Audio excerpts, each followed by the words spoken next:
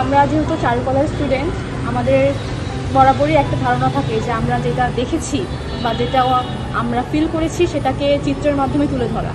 তো 24 যেহেতু আমাদের স্বচক্ষে দেখা, সেজন্য আমরা আসলে চেষ্টা করেছি যে চিত্রের মাধ্যমে আমরা সেই 24টাকে কীভাবে ফুটিয়ে তুলতে পারি।